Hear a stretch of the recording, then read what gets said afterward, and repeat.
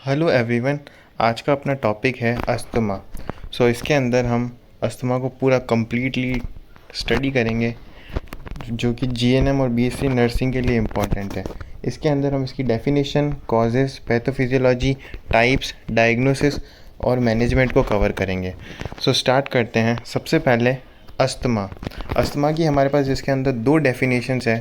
First definition है, asthma is a common chronic inflammatory disease of the airway characterized by recurrent and reversible episodes of air flow obstruction and bronchospasm.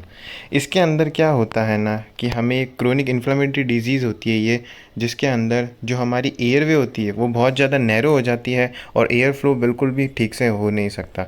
जैसा कि इस image के अंदर बता रखा है, ये जो होती है हमारे पास नॉर्मल एयरवे होती है हमारी, उसके अंदर म्यूकस का जो होता है, इन म्यूकस की वजह से इन्फ्लामेशन क्रिएट हो जाता है। उस वजह से जो एयरवे होती है बहुत ज़्यादा नैरो हो जाती है इस तरीके से। अब अगली डेफिनेशन है हमारे पास, chronic inflammation is associated with airway hyper responsiveness that leads to recurrent episodes of wheezing, breathlessness, chest tightness, coughing, particularly at night और इन द अर्ली मॉर्निंग। इसके अंदर क्या होता है, पेशेंट को वीजिंग, खराश होगी, बहुत ज़्यादा सांस लेने में प्रॉब्लम होगी, चेस्ट टाइटीनेस फील होगी, कफ़िंग इसके अंदर एक साइन एंड सिम्टम देखने को मिलता है। जनरली जो कफ़िंग होती है वो अर्ली मॉर्निंग और नाइट के अंदर देखने को मिलती है। अब हम बात करते हैं कॉजेज़ की। तो अस्थमा कॉज कराने के लिए कौन कौन से कॉजेज़ रिस्पॉन्सिबल होते हैं? सुबह में एलर्जीज़ की वजह से अस्थमा कॉज हो सकता है। रेस्पिरेटरी इन्फेक्शन, कोई भी इन्फेक्शन, कोई भी बैक्टीरिया जो रेस्पिरेटरी इन्फेक्शन कॉज कराता है उसकी वजह से हो सकता है। Physical activity, cold air, physical activity ज़्यादा करने की वजह से हो सकता है। कोल्ड एयर की वजह से हो सकता है। एयर पॉल्यूशन की वजह से हो सकता है। मेडिकेशन के साइड इफ़ेक्ट्स की वजह से हो सकता है। और बहुत ज़्यादा इमोशनल स्ट्रेस लेने की वजह से हो सकता है। ये थोड़ा सा मिसप्रिंट है, आप समझ जाइएगा। Preservatives, menstrual cycle, food allergy, low birth, extreme changes in weather, ये सारे हमारे पास कुछ कॉजेज़ है जिनकी वजह से अस्थमा देखने को मिल सकता है। नाउ अस्थमा के टाइप्स। तो अस्थमा जनरली हमारे पास 5-6 टाइप्स का होता है। तो टाइप्स की हम बात करें तो पहला होता है एलर्जिक अस्थमा, एक्सटेंसिक अस्थमा भी बोलते हैं इसको, और एटोपिक अस्थमा, ये इसी के दूसरे नाम है।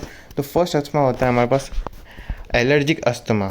उसके अंदर वो जो होता है hyper responsiveness to inhalation of specific allergens.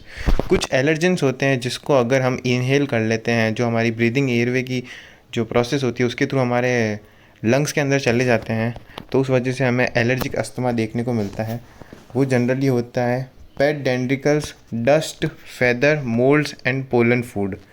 जो हमारे पेट डेंड्रिकल्स होते हैं, जो भी पेट होता है उसका जो भी वेस्ट प्रोडक्ट होता है वो, और जो डस्ट होती है वो, ये जो इसके स्पेसिफिक रीजंस होते हैं एलर्जिक अस्थमा के।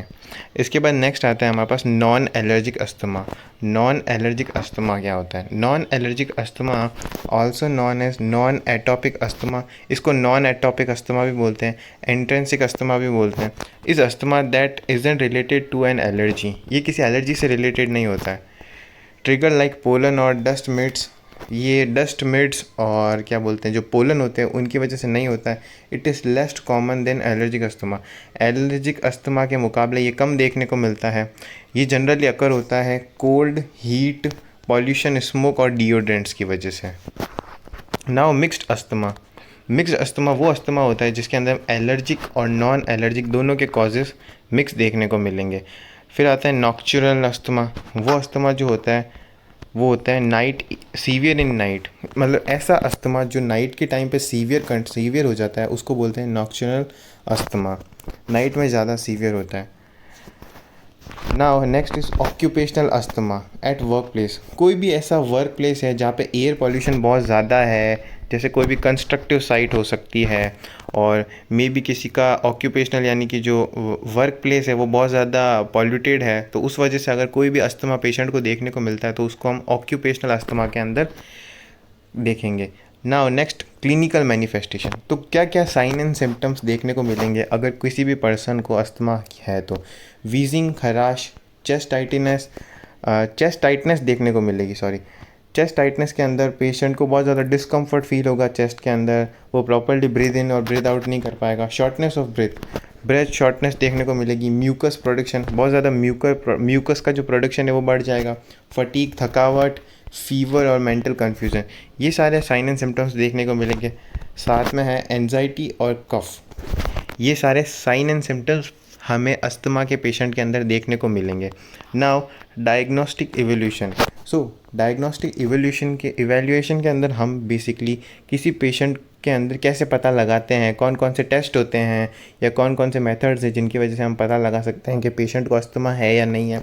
उसके अंदर आता है हमारे पास detail history of asthma and physical examination. Physical examination करेंगे पेशेंट का और उसकी हिस्ट्री कलेक्ट करेंगे related to asthma, X-ray, blood and sputum test, allergic prick testing and challenge test. So next is differential diagnosis and asthma की medications देखेंगे हम, और PFT pulmonary function test, ये important है, ये सारे टेस्ट हम करेंगे। Now next pharmacological management. So management हमारे पास होते हैं दो टाइप के या फिर दो तरीके के मैनेजमेंट हम नर्सिंग के अंदर जनरली पढ़ते हैं। एक होता है फार्माकोलॉजिकल मैनेजमेंट और एक होता है नर्सिंग मैनेजमेंट। सो फार्माकोलॉजिकल मैनेजमेंट के अंदर हम जनरली वो ड्रग्स और सारा ट्रीटमेंट पढ़ेंगे जो हम अस्थमा के पेशेंट को देंगे। Bronchodilators, short acting beta adrenergic and agonist, anticholinergic, corticosteroids, LT modifiers, ये सारी मेडिकेशंस होती है जो हम अस्थमा के पेशेंट को देते हैं। Methyl xanthines, nebulisation, O2 therapy. तो ये सारे फार्माकोलॉजिकल ट्रीटमेंट्स हैं जो कि हमें पेशेंट को प्रोवाइड करवाने पड़ते हैं अस्थमा की कंडीशन के अंदर। Now next is nursing management. So nursing management के अंदर नर्स का क्या रोल होता है अस्थमा की कंडीशन में। सो कंफर्टेबल पोजीशन प्रोवाइड करानी है, पेशेंट को बेड रेस्ट प्रोवाइड कराना है, ऑक्सीजन थेरेपी प्रोवाइड करानी है, चेक वाइटल साइंस, जितने भी वाइटल साइंस हैं उनको प्रॉपर्ली चेक करना है, deep breathing and coughing exercises के बारे में उसे समझाना है, administration of medication as prescribed, जो जो मेडिकेशंस डॉक्टर ने या फिजिशियन ने दी है उनको टाइम पे प्रोवाइड करवानी है पेशेंट को, provide psychological support, follow up checkup, psychological support provide कराना है और फॉलो अप चेकअप मींस आपको पेशेंट को समझाना है कि उसे रूटीन चेकअप्स कराने चाहिए और जो भी ट्रीटमेंट है उसे फॉलो करना चाहिए। सो आई थिंक आपको समझ में आया होगा। Now thank you so much.